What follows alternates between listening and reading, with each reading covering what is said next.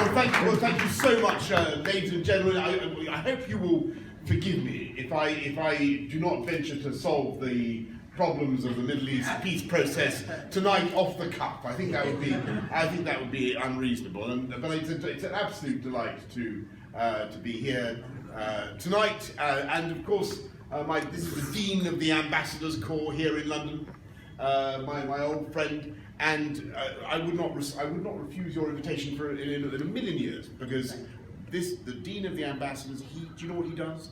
He leads all the ambassadors of London in paying the congestion charge. Can I just take in that all the embassies pay the congestion charge? Are there any here that refuse to pay the congestion charge? I want to thank you all as a former mayor. Thank you very much. I want to thank you all very much for everything that you have done, and for your support for our city. And just getting back to the very moving words of our friend from Palestine. But let's be clear. Of course, I understand that there are problems across the whole of the Arab world, indeed the whole of the Middle East, and I'm fully aware of the efforts, the still unavailing efforts, to bring the Middle East peace process to a successful conclusion. You will be hearing more about that from the UK government. What I can certainly say is that I don't believe it is the only problem in the region. Is anybody going to agree with me about that? Come on. Thank you. I don't believe it's the only problem in the region, nor do I believe that region should be defined by those problems. And when you look at what is happening in the Arab world, from Iraq to Syria, to Libya, I think it can be very distressing. And there's no doubt that events have not turned out as we would have hoped.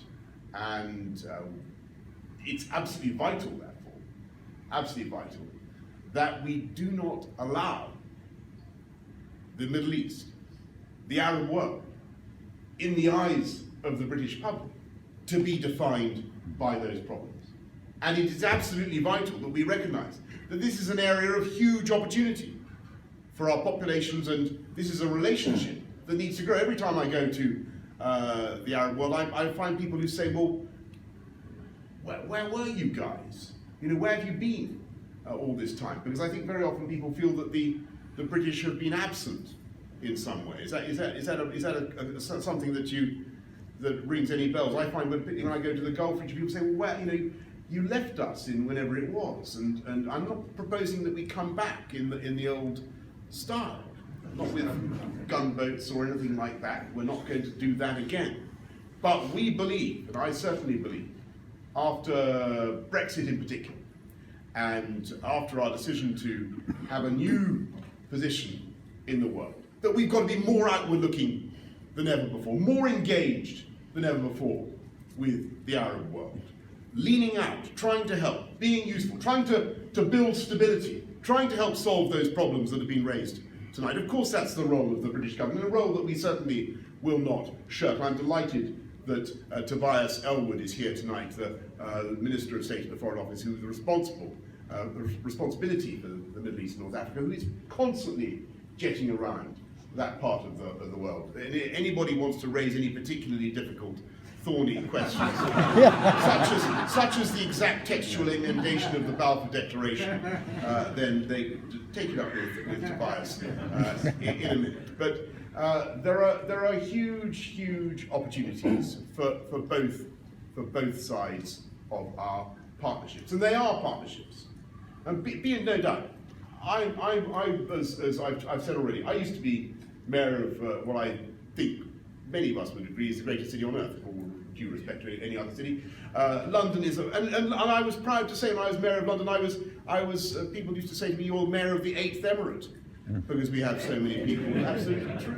And we were the beneficiary of huge investment from the Arab world. You have to look at the skyline of London, with the Shard poking through like a gigantic cocktail stick through some super colossal pickled onion, to see the extent of Arab investment. Look at Excel. Look at the Emirates Stadium. Look at the DP World Port. Huge investments in our city, in our capital. Huge investments in our country, of which we are incredibly proud, which make a huge difference to the economic success of Britain. But we also get the ball back over the net, my friends. We do.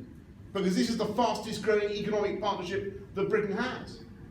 The growth in exports to the Arab world outstrips any other part of the planet. Did you know that?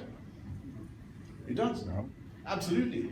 Far faster than to the European Union, for instance, to pick a place entirely random. Far faster. And we export, well, of course we export Rolls Royces to Kuwait. We export underpants all over the place. I discovered very popular British underpants. We export all sorts of goods and services, and it is true that we export sand to Saudi Arabia. My friends, it's absolutely true. Sand to Saudi Arabia to help build golf courses. Now, what an amazingly resourceful country it must be to be able to export sand to Saudi Arabia. And that is the kind of partnership that we have. It is mutually beneficial. It is growing the whole time, and there is a cultural synergy between our two countries. I think you would agree that is after all our greatest. We are now celebrating the 400th anniversary of our greatest author, who was, of course, himself a sheikh. Shakespeare, ladies and gentlemen.